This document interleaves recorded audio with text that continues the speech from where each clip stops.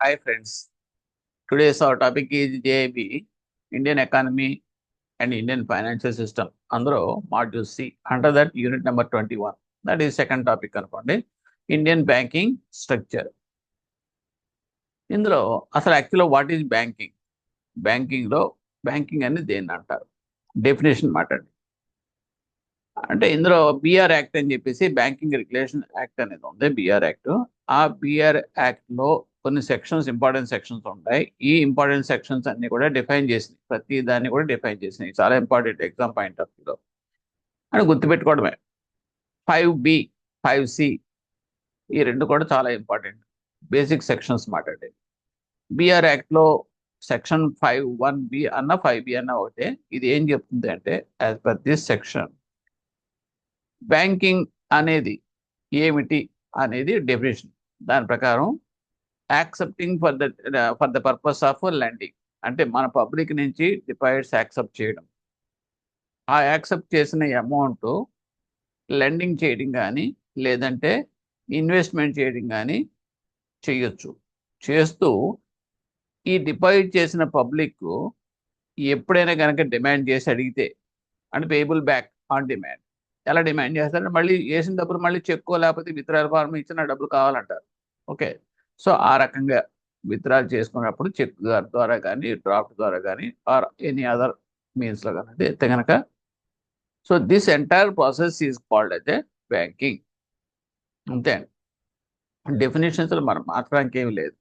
It is a pre defined in that acts. So ఇది important section 5B.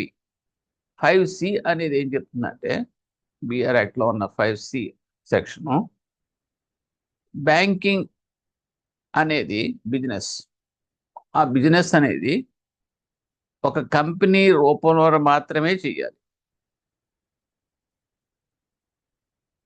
అంటే it should be formed as a company and do this banking business అనే దాని గురించి చెప్తున్నమాట. So that is 5C. Okay, and another important aspect of banking in India is that in terms of section 7, అది ఏం చెప్తుందంటే, no company other than ఏ banking company. ఇప్పుడు మనం banking company దాని గురించి డిఫైన్ చేసాం. బ్యాంకింగ్ కంపెనీ అంటే ఏమిటి అనేది మనం 5Bలో క్లియర్గా ఉంది. డిపాజిట్స్ యాక్సెప్ట్ చేయడం, లెండింగ్ చేయడం, ఆర్ ఇన్వెస్ట్ చేయడం, మళ్ళీ తిరిగి వాడు అడిగినప్పుడు ఇవ్వటం, ఇదంతా కూడా బ్యాంకింగ్ డెఫినేషన్. ఇలా కాకుండా ఓకే, ఇంక వేరే రకంగా ఎవరైనా కనుక చేస్తూ, వేరే బిజినెస్ చేస్తూ ఈ బ్యాంకింగ్ అనే దాన్ని కానీ, బ్యాంక్ అనే దాన్ని కానీ, బ్యాంకర్ అనే వర్డ్స్ కానీ ఉపయోగించారంటే మాత్రం నేరం. అంటే దీన్ని మనం ఎలా చెప్పొచ్చు అంటే, it is a reserved words అని చెప్పొచ్చు. సెక్షన్ 7 అనేది ఈ బ్యాంకు, బ్యాంకరు, బ్యాంకింగ్ అనే 3 వర్డ్స్ని రిజర్వ్ చేసేసింది. అంటే అదర్ దెన్ బ్యాంకింగ్ కంపెనీ కానీ ఎవరైనా సరే ఈ 3 వర్డ్స్ వాళ్ళ ఇష్టరాజ్యం కింద వాడుకోవడానికి లేదు. ఇంకో చిన్న ఎగ్జాంపుల్ చెప్తాను, మీకు అర్థమవుతుంది. ఇప్పుడు ఆర్మీ ఉందండి. ఆర్మీలో ఆలివ్ గ్రీన్ ఏదో అంటారు. అందులో వెహికల్స్ ఉన్నాయనుకోండి, ఆ ఆర్మీ గ్రీన్ కలర్ అనేది రిజర్వ్డ్. దాంతో ఆ గ్రీన్ కలర్ తోటి, ఆర్మీ గ్రీన్ కలర్ తోటి ఏ వెహికల్ కూడా డొమెస్టిక్గా, ప్రైవేట్, వేరే వాళ్ళు ఎక్కడ కూడా పబ్లిక్ యూజ్ చేయడానికి లేదు. It is a restriction, reserved మాట. అలాగే ఇది కూడా. ఓకే, సో సెక్షన్ 7 అనేది 7(1) అనేది అది. నెక్స్ట్ 7(2), సెక్షన్ 7(2) ఏం చెప్తుందంటే, ఒక ఫర్మ్ కింద కానీ, ఇండివిజువల్గా కానీ, గ్రూప్ ఆఫ్ ఇండివిజువల్స్గా కానీ ఈ బ్యాంకింగ్ వర్డ్స్ అనేది ఎక్కడ ఉపయోగించడానికి లేదు. అంటే no firm individual or group of individual shall for the purpose of carrying on any business use as part of his name banking. Okay, important legislations affecting establishments of the bank వచ్చేటప్పటికి, ఈ banks establishment చేసేటప్పుడు మన legislation వచ్చేటప్పుడు ఇంత ముందు టాపిక్లో కూడా మనం చదువుకున్నాం. అంటే ఇవన్నీ కూడా చట్టాలు చేయబడ్డాయి. ఏంటంటే RB act, BR act, State Bank of India 1955, ఇది కూడా యాక్టే. ఎందుకంటే మీరు నేషనలైజ్ చేశారు. State Bank of India subsidiaries act, subsidiaries అన్ని మెర్జ్ చేసేసారు, ఫామ్ అని 1959లో. 59లో ఫామ్ అని సబ్సిడరీస్ కింద. తర్వాత డిపాజిట్ ఇన్సూరెన్స్ గ్యారంటీ కార్పొరేషన్ 1961. తర్వాత బ్యాంకింగ్ కంపెనీస్ ఎక్విజిషన్ నేషనల్ అని చెప్పి 69లో 14 బ్యాంకులు, అవి 70.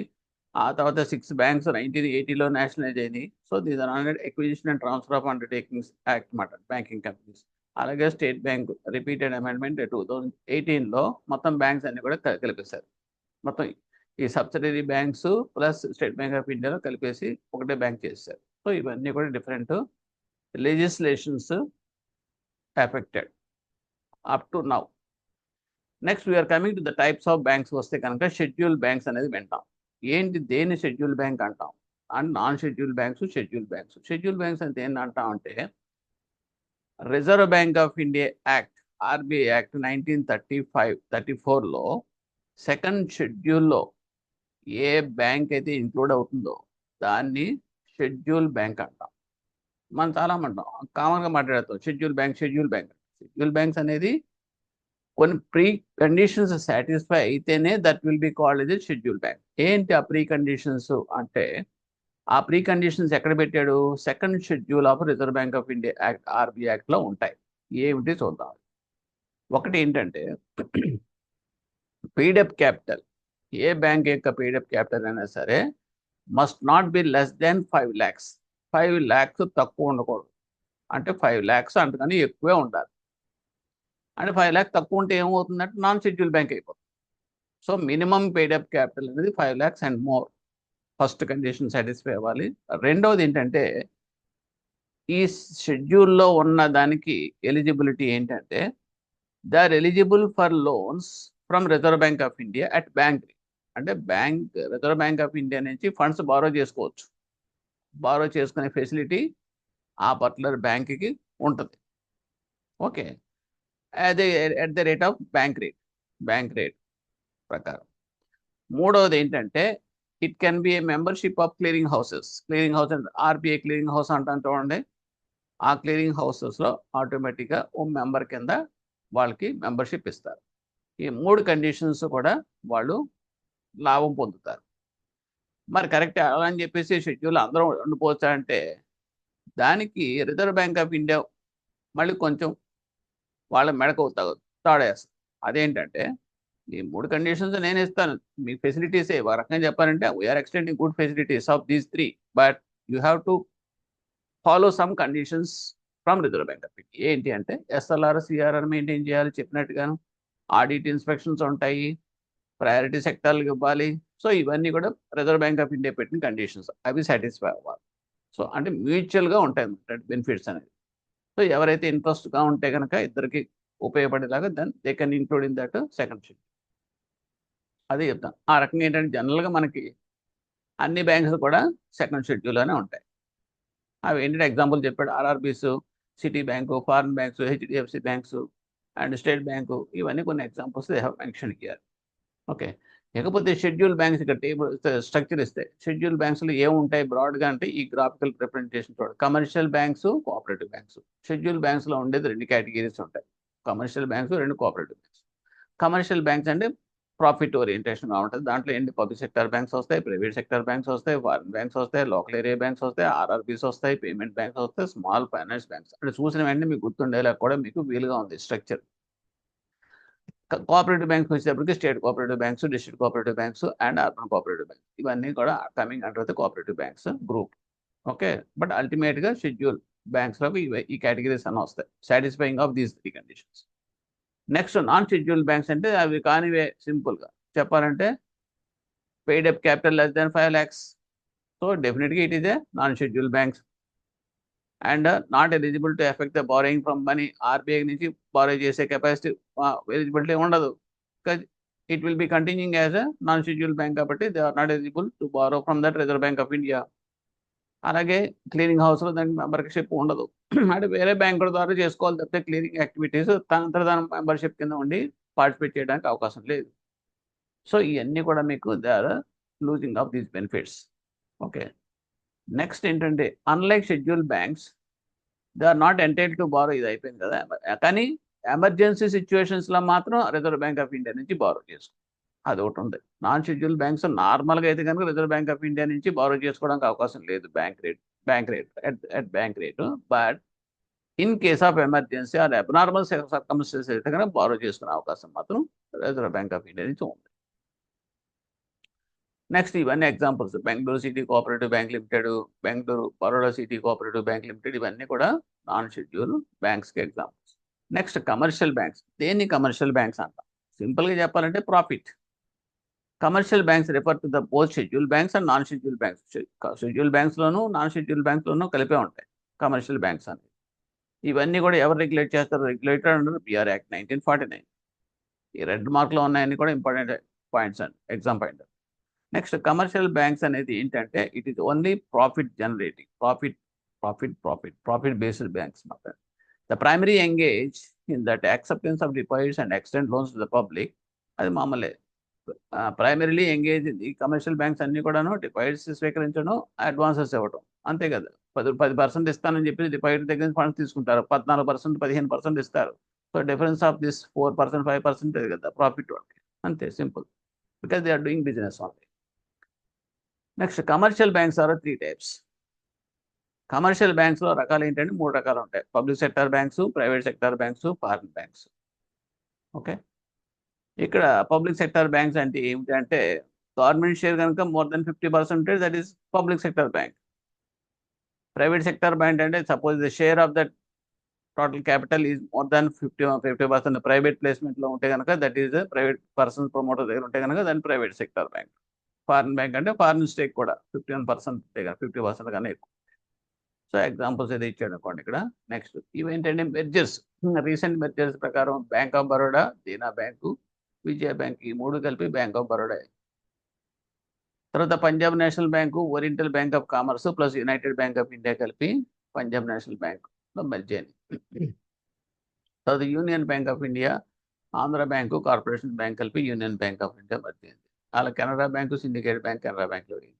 అలాగే ఇండియన్ బ్యాంకు, అలహాబాద్ కలిపి ఇండియన్ బ్యాంక్. సో అలాగా మొత్తం టోటల్గా మనకున్న 9 + 4 13 బ్యాంకులు అన్ని కలిపి 5 బ్యాంకులు అయింది. So just for information. Next private sector బ్యాంక్స్కి వచ్చేటప్పటికి majority of the share capital అనేది held by that private individuals.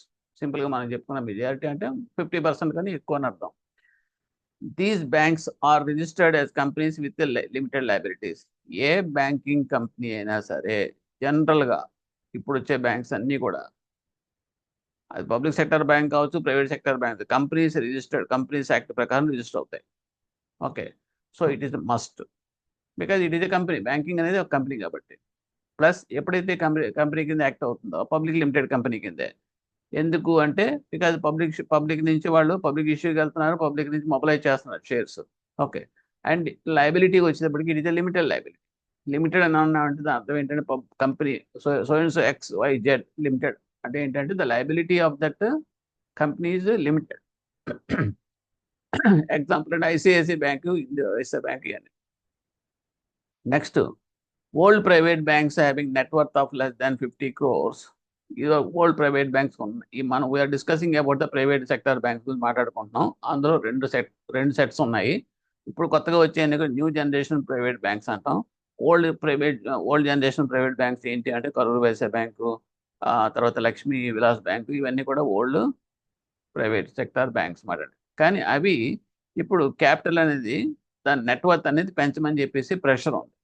So first ఇనీషియల్గా ఏంటంటే having net worth of less than 50 crores అనేది they అడ్వైజెడ్ to bring at attain level of that 50 crores. 50 crores తక్కువ, 50 crores కన్నా తక్కువ ఉన్నదాన్ని 50 crores దాకా తీసుకురావని చెప్పేసి 2002 అంటే పెట్టారు టార్గెట్. ఆ తర్వాత ప్రిపేర్ యాక్షన్ ప్లాన్స్. తర్వాత ఏంటంటే they should reach the level of 100 crores. So అలాగ ఫేజ్ వైజ్గా దాన్ని వాటి యొక్క నెట్వర్త్ని పెంచుకుంటూ రమ్మని చెప్పి ఇట్ ఈజ్ ఆల్ స్టిపులేషన్స్ అంతే.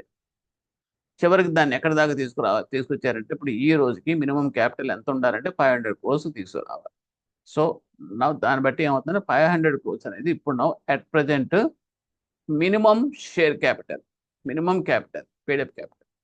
సో ఆ రకంగా ఏంటంటే ఇప్పుడు వచ్చే బ్యాంక్స్ అన్నీ కూడా యూనివర్సల్ బ్యాంక్స్ కావచ్చు, పేమెంట్ బ్యాంక్స్ కావచ్చు, స్మాల్ ఫైనాన్స్ బ్యాంక్స్ కావచ్చు, వాటన్నిటికీ కూడా ఇప్పుడు ప్రజెంట్ పేడప్ క్యాపిటల్ మినిమం ఎంత ఉండాలంటే 500 crores. So 500 crores is a must now. Below that ఉన్నాయన్నమాట 80% ఈ పాటికి వచ్చేయాలన్నమాట. Next, bank should maintain a minimum network 5 crores at all times.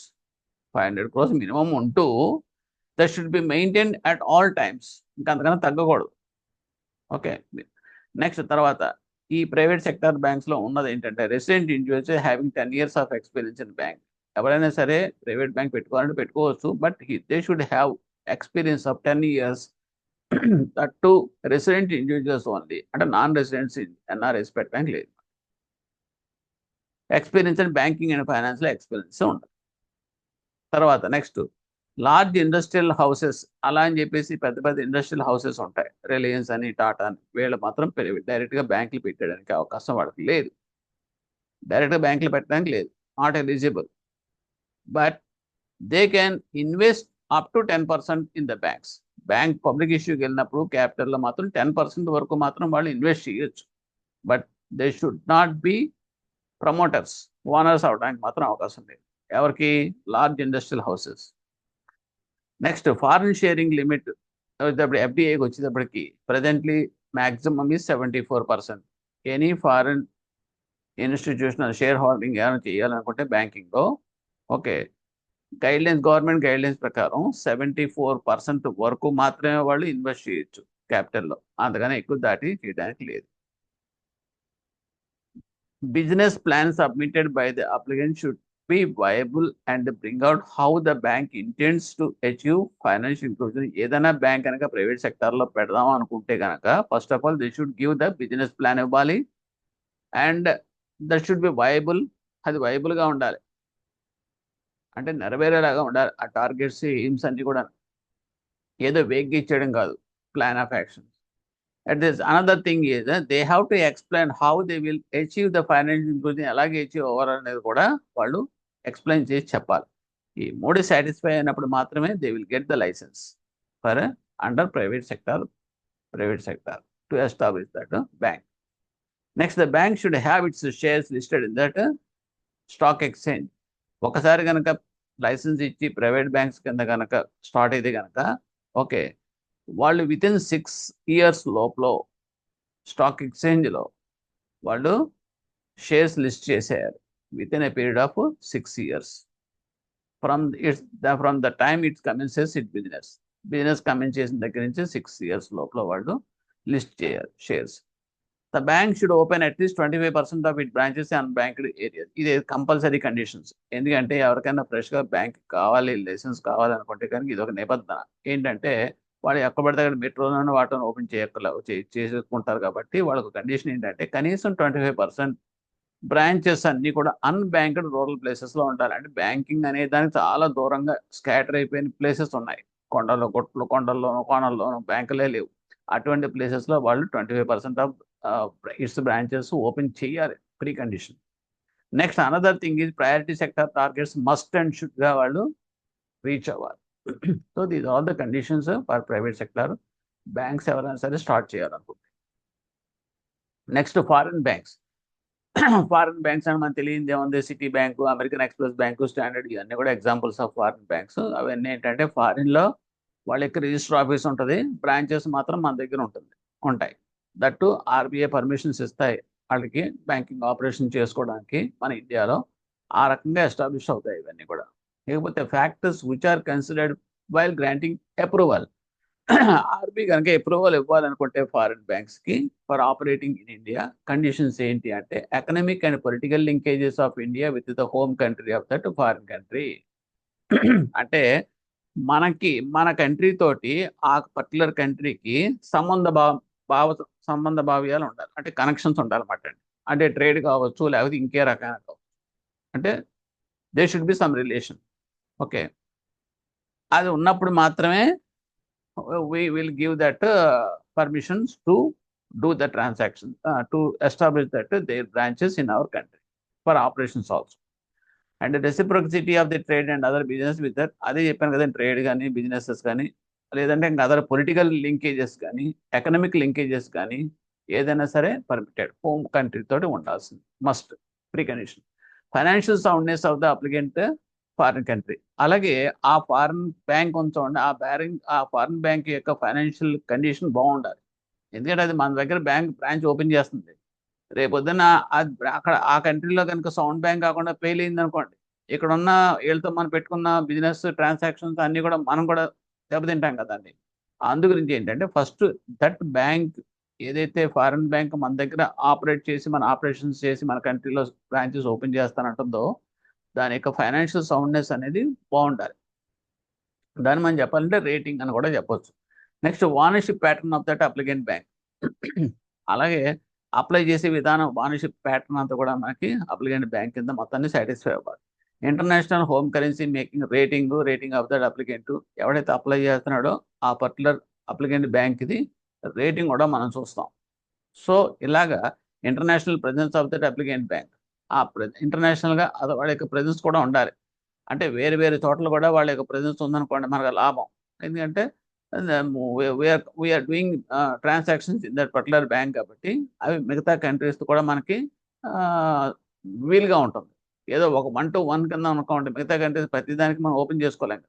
Suppose American express bank ఉందనుకోండి, మిగతా బోల్డెన్ కంట్రీస్ తోటి అది ఎక్కడ పడితే అక్కడ ఉంటుంది బ్యాంక్. సో అటువంటి బ్యాంక్ని మనం చూస్ చేసుకుని వాళ్ళకి మనం అప్రూవల్ ఇచ్చామనుకోండి మన బ్యాంక్లో, so we can connect with other countries also through this bank. Adequate risk management control systems of the applicant bank. అలాగే రిస్క్ మేనేజ్మెంట్ కంట్రోల్ సిస్టమ్స్ అనేది అప్లికెంట్ బ్యాంక్కి బాగున్నాయా లేదా సఫిషియెంట్గా అనేది కూడా మనం చెక్ చేయాలి. సో ఇవన్నీ ఫ్యాక్టర్స్ సాటిస్ఫై అయితేనే మనం అలో చేస్తాం. Next the capital requirement of the applicant bank. ఇకపోతే క్యాపిటల్ రిక్వైర్మెంట్కి వచ్చేటప్పటికి మామూలు as usual paid-up capital 500 crores ఉండాలి. తర్వాత capital to be brought in front, up front capital by remittance from that parent bank. Up front capital అంటే ఏంటంటే advance capital అనమాట. అప్పుడు మన ఇండియాలో ఒక 500 కోట్లతో స్టార్ట్ చేస్తున్నారు పేడప్ క్యాపిటల్. ఈ 500 కోట్లు అనేది ఈయన అడ్వాన్స్గానే వాడు ఆ పేరెంట్ బ్యాంక్ ఎక్కడైతే ఉందో, అమెరికాలో ఉందో లేకపోతే జపాన్లో ఉందో ఆ బ్యాంక్ నుంచే డైరెక్ట్గా మనకి ఇక్కడ స్టార్ట్ చేసే బ్యాంక్కి రావాలి క్యాపిటల్ అనేది. అంతేగాని ఇక్కడ మొబిలైజ్ చేయడం కానీ లేకపోతే ఎక్కడైనా మొబిలైజ్ చేసి తీసుకురావడం కానీ చేయకూడదు, డైరెక్ట్గా తీసుకురావాలి ఫండ్స్. అంటే ఓన్ ఫండ్స్ అక్కడి నుంచి తీసుకొచ్చేయాలి. The applicant must be comply with Basel III requirements. Basel III ప్రకారం క్యాపిటల్ అడెక్వసీ నామ్స్ అన్ని కూడా సాటిస్ఫై అవ్వాలి. అంటే 9% అనుకున్నాం కదా మనం, CRA రేషియో అది కంపల్సరీగా మెయింటైన్ చేయాలి starting itself. Minimum CRAR should not B less than 10%. Okay, ఈ CRA పర్సెంట్ అనేది 10% తగ్గకూడదు ఫర్ ఫస్ట్ 3 years. మొట్టమొదటి 3 years కూడా 10% కన్నా తగ్గకూడదు. అది management of funds including the entity. Next local area banks. So foreign banks అయిపోయింది, ప్రైవేట్ సెక్టర్ బ్యాంక్స్ అయిపోయినాయి, local area banks అంటే ఫీచర్స్ ఏంటో చూస్తే, local area bank setup as per government of India's scheme announce in 1996లో start చేశారు local area bank setup అనేది. దాని ప్రకారం కీ ఫీచర్స్ ఏముంటాయంటే each local area bank registered in the public limited company. ఏదో యాజ్ యూజువల్ బ్యాంక్స్ అన్ని కూడా public limited company కింద రిజిస్టర్ అవ్వాలని చెప్తున్నాం కదా, అదే ప్రకారం ఇది కూడా రిజిస్టర్ అవ్వాలి అండర్ ద కంపెనీస్ యాక్ట్ ప్రకారం. However they are licensed under the BR Act 1949. Licence అనేది మాత్రం BR Act ప్రకారం వస్తుంది, but registered that should be registered as per the companies act ప్రకారం. అది ఒక private limited company, public limited company కింద మీకు ఎస్టాబ్లిష్ అవ్వాలి. Next local area banks are non schedule banks. Local area banks అన్ని కూడా నాన్ షెడ్యూల్ బ్యాంక్స్. ఎందుకు అంటే వాళ్ళకి క్లియరింగ్ హౌసెస్ అక్కడ అవసరం లేదు, ఆ తర్వాత బ్యాంక్ నుంచి Reserve Bank of India borrow చేయాల్సిన అవసరం వాళ్ళకి అంతకన్నా అవసరం ఉండదు. నెక్స్ట్ ఏంటంటే వీళ్ళు what is that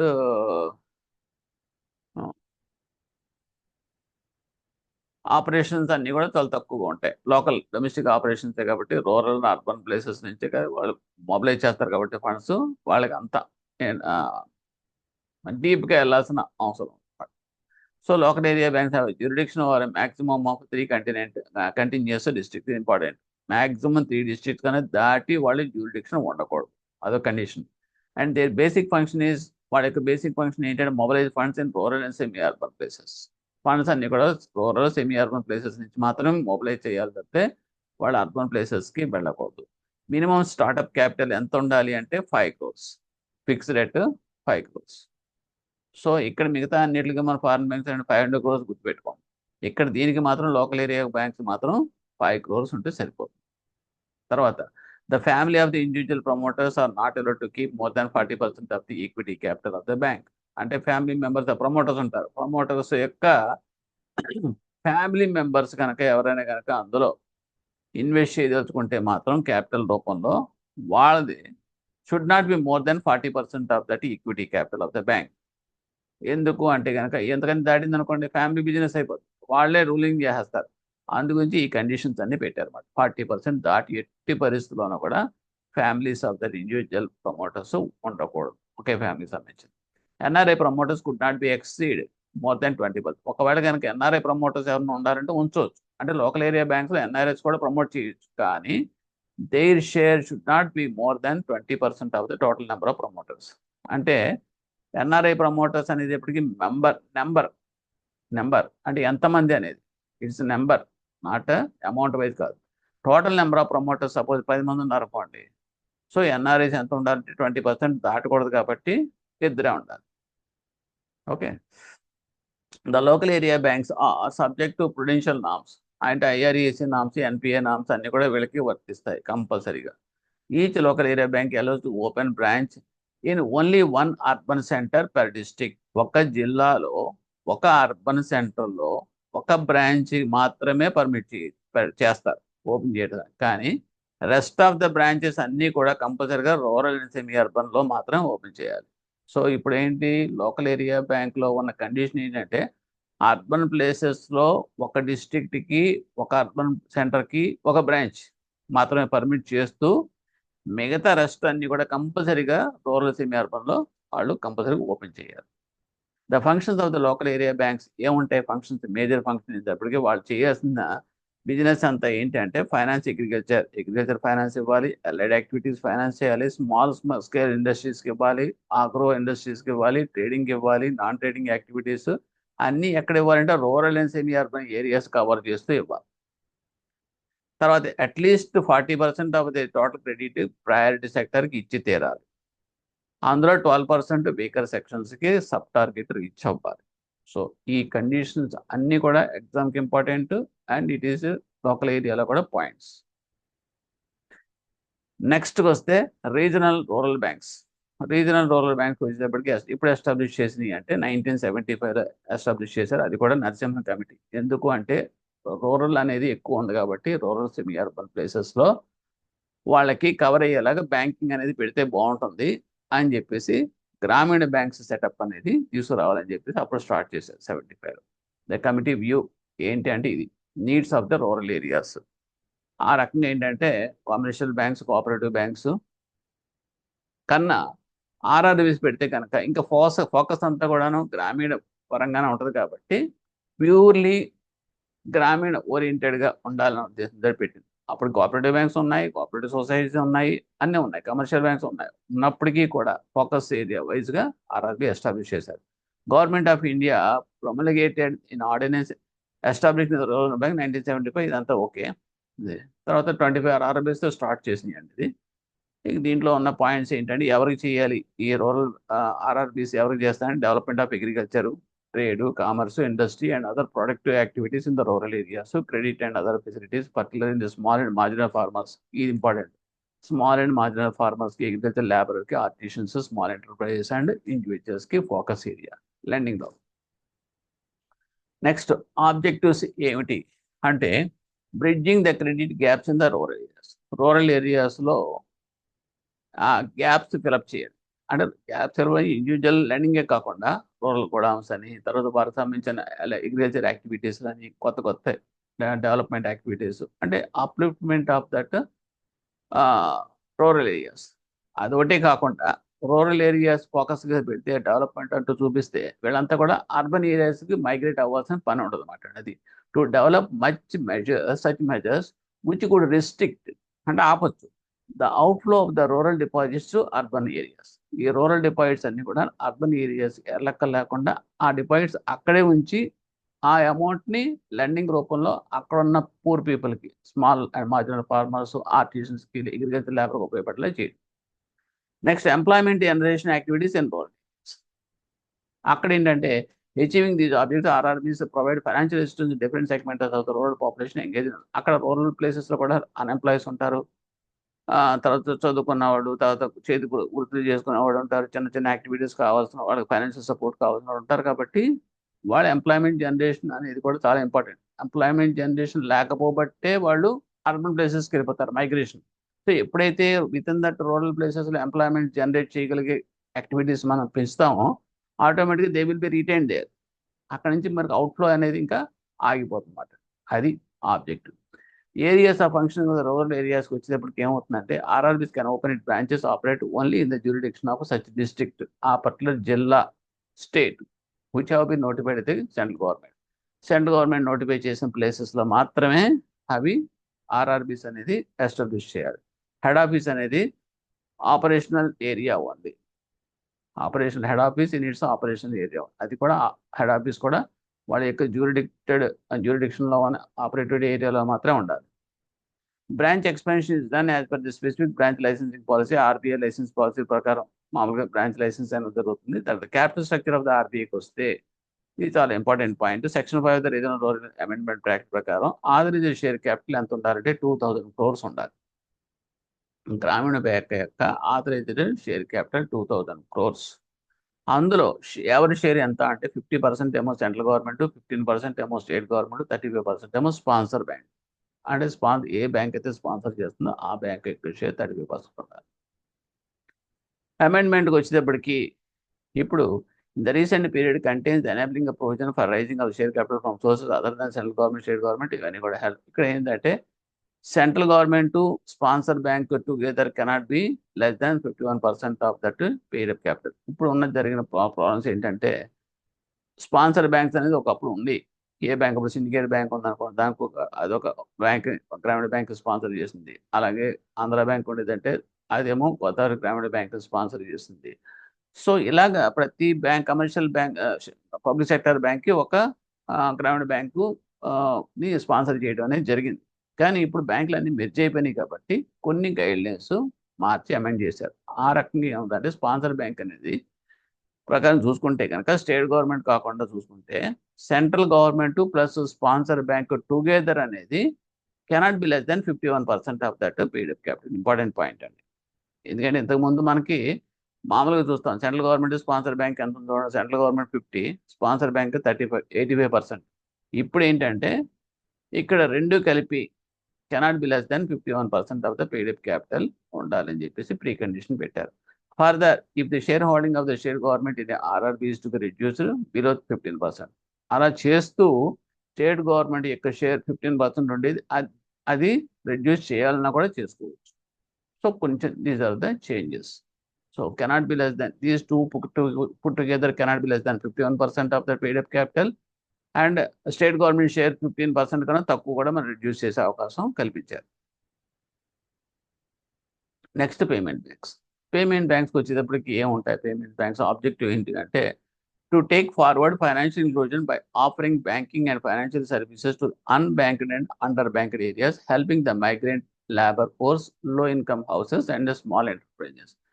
so payment banks ఉద్దేశం ఏమిటంటే only to financial inclusion focus area. Financial services అనేది అన్బ్యాంక్డ్ అను ప్లస్ అండర్ బ్యాంక్ ఏరియాస్కి ఇవ్వాలి, ఎక్స్టెండ్ చేయాలి. అక్కడ ఎవరు ఉంటారు అంటే migrant labour force, low income house holds, small enterprises ఉంటారు.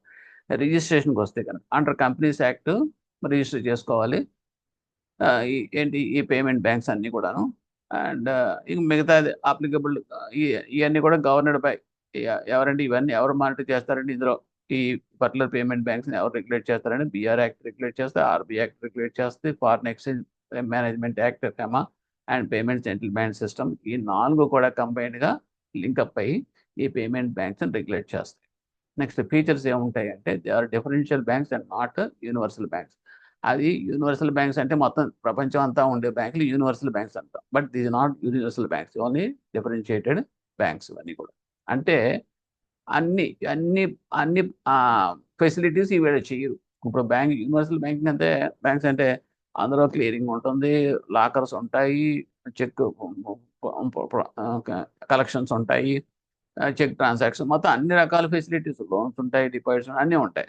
But here it is only differentiated banks. Differentiated bank అంటే particular only 1 or 2 assignments మాత్రమే రిస్ట్రిక్టెడ్ ఉంటాయి, ఇంకా అదర్ దెన్ దట్ ఉండవు.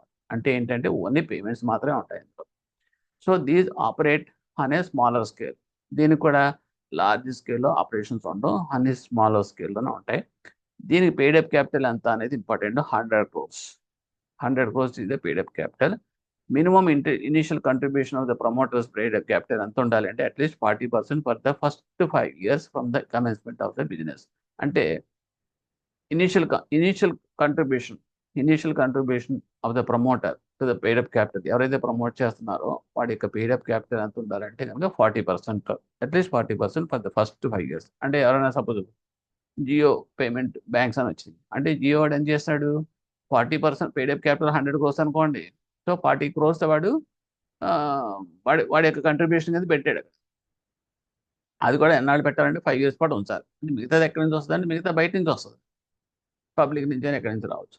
ద యాక్టివిటీస్ పెర్ఫార్మ్డ్, అందులో ఉండే యాక్టివిటీస్ ఏంటి పేమెంట్ బ్యాంక్స్లో అంటే ఎనీ అంటే మన పేమెంట్ బ్యాంక్స్ అంటే పేమెంటే చేస్తుంది కాబట్టి 2 అకౌంట్స్ ఉంటాయి పేమెంట్ చేయడానికి. ఒకటి సేవింగ్స్ బ్యాంకు, 2 కరెంట్ అకౌంట్. ఆ 2 అకౌంట్లు మాత్రం మెయింటైన్ చేయొచ్చు వాడు. టర్మ్ డిపాజిట్స్ కానీ అటువంటి ఆర్డీలు కానీ యాక్సెప్ట్ చేయకూడదు. అంటే other than these demand deposits ఎట్టి పరిస్థితుల్లో యాక్సెప్ట్ చేయం పేమెంట్ బ్యాంక్స్లో. సో ఎందుకు అంటే ఇది పేమెంట్ చేయాలంటే మనమైనా ఏటీఎం ఆపరేట్ చేయాలి, పేమెంట్లు చేయాలంటే సేవింగ్స్ బ్యాంక్లో డబ్బులు ఉండాలి కదండి. అదే ప్రకారం సేవింగ్స్ బ్యాంకు, కరెంట్ అకౌంట్ మాత్రమే అలౌడ్. సో ఇక్కడ అలా అని చెప్పేసి లక్షల కోట్లు అందరూ డిపాజిట్ చేయొచ్చు అంటే లేదు. అప్ టు 2 lakhs మాత్రమే పర్ కస్టమర్ డిపాజిట్ చేయొచ్చు, అంతగానే ఎక్కువ చేయడానికి లేదు. They can accept demand deposits and savings bank current account. And the money received in the depend can be invested in the government securities which are eligible for inclusion in SLR. ఈ రకంగా deposit చేసిన amount okay they are eligible for SLR, statutory liquidity ratio మెయింటెనెన్స్కి, government సెక్యూరిటీస్కి purchase చేయడానికి, అందులో invest చేయడానికి eligible. అంటే SLR norms అనేది ఫాలో అవుతారు. నెక్స్ట్ must amount to 75% of demand deposit balance. Remaining 25% placed in the deposits other than that scheduled commercial bank. Okay అంటే ఇక్కడ ఏంటంటే డిమాండ్ డిపాజిట్స్ బ్యాలెన్స్ ఎప్పుడు కూడా 75% పొందారు. 25% can be place in the deposits with other schedule commercial bank. అంటే 25% ఏం చేయాలంటే schedule commercial, అంటే ఇక్కడ ఏంటంటే SLR కింద పెడతాం గవర్నమెంట్ సెక్యూరిటీలు పెట్టుకోవచ్చు. కానీ వీళ్ళకున్న ప్రొవిజన్ ఏంటంటే అవుట్ ఆఫ్ ప్రతి 100 రూపాయలను 75 రూపాయల వరకు వాళ్ళు డిమాండ్ డిపాజిట్స్లో ఉంచుతారు. మిగతా 25 రూపాయలు ఏం చేస్తారంటే పక్కన ఉన్న షెడ్యూల్ కమర్షియల్ బ్యాంక్స్లో కరెంట్ అకౌంట్లోనే ఎక్కడ చోట మెయింటైన్ చేస్తారన్నమాట. అంటే ఏంటంటే ఒక సేఫ్టీ క్వశ్చన్ లాంటిది. ఇప్పుడు మీరు కనుక కోఆపరేటివ్ బ్యాంక్స్కి వెళ్తే కనుక కోఆపరేటివ్ బ్యాంక్ కూడా కంపల్సరీగా మీకు పక్కన పబ్లిక్ సెక్టర్ బ్యాంక్లో కరెంట్ అకౌంట్ ఓపెన్ చేస్తే అక్కడ కొంత అకౌంట్లో మెయింటైన్ చేస్తూ ఉంటారు. ఎందుకంటే వాళ్ళ యొక్క ఇట్ ఈస్ RBI గైడ్లైన్స్ కంపల్సరీగా. Okay and payment banks are permitted to make personal payments. Okay class only payments చేస్తారు.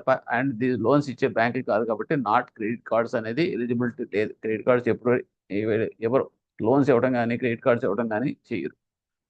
Only deposits they are keeping in that savings bank and current account and make payments. That's all. Permitted to handle third party products like distribution of insurance and mutual fund. అలాగే వీళ్ళు కొంత permissions ఇచ్చారు, third party ప్రోడక్ట్స్ని వాళ్ళు market చేసుకోవచ్చు. Next activities cannot be undertake. ఏమి చేయకూడదు అంటే lending చేయకూడదు, కెనాట్ అప్లై ఇవ్వకూడదు, కెనాట్ యూజ్ క్రెడిట్ కార్డ్స్ ఇవ్వకూడదు, and cannot accept term deposits అటువంటి చేయకూడదు NRS నుంచి అయినా సరే. And cannot setup subsidies to undertake non bank financial. అలాగే వాళ్ళు సబ్సిడీస్ ఏమి కూడా పెట్టడానికి లేదు. ఓకే కావాలంటే థర్డ్ పార్టీ ప్రోడక్ట్స్ ఉంటే కనుక మార్కెట్ చేసుకోవచ్చు, డిస్ట్రిబ్యూషన్ చేసుకోవచ్చు, తప్ప వాళ్ళంతా వాళ్ళ సబ్సిడీస్ మాత్రం పెట్టడానికి లేదు. అడ్వాంటేజెస్ ఏమిటి ఈ పేమెంట్ బ్యాంక్స్ వల్ల? Expansion of the rural banking and financial inclusion బాగా బూస్టప్ అవుతుంది, రూరల్ బ్యాంక్ అనేది డెవలప్ అవుతుంది. Expansion of the formal financial system అంటే స్ట్రక్చర్డ్ అనమాట. ఇప్పుడు అంతా కూడా ఇన్ఫార్మలే కదండి. ఇన్ఫార్మల్ అంటే ఏంటి, మనీ లెండర్స్ ఎక్కువైపోయారు ప్రతి విలేజ్లో. సో వాళ్ళ యొక్క రోల్ తగ్గిపోద్ది. సో పేమెంట్ బ్యాంక్స్ రోల్ యొక్క పెరుగుతుంది అన్నమాట. సో ఆ రకంగా ఫార్మల్ ఫైనాన్షియల్ సిస్టమ్ అనేది ఎక్స్పాండ్ చేయగలుగుతున్నాం. Effective alternatives to commercial banks అన్ని చోట్ల ఎస్టాబ్లిష్ చేయలేం కాబట్టి దానికి ఆప్షనల్గా ఈ పేమెంట్ బ్యాంక్స్ అనేది నిలబడతాయి అన్నమాట. ఎందుకంటే లో క్యాపిటల్, తక్కువ క్యాపిటల్ కాబట్టి. అంటే ఏం లేదండి, ఇప్పుడు మనం ఒక ఇడ్లీ వడ టిఫిన్ తినాలంటే పెద్ద హోటల్కి వెళ్ళి 100 రూపాయలు బిల్ చేసే కన్నా రోడ్డు పక్కన చక్కగా ఫుడ్ స్టాల్లో తిన్నామంటే 30 రూపాయలకి అయిపోతుంది. కారణం ఏంటంటే అక్కడ క్యాపిటల్ ఎస్టాబ్లిష్మెంట్ కాస్ట్ ఎక్కువ అక్కడ.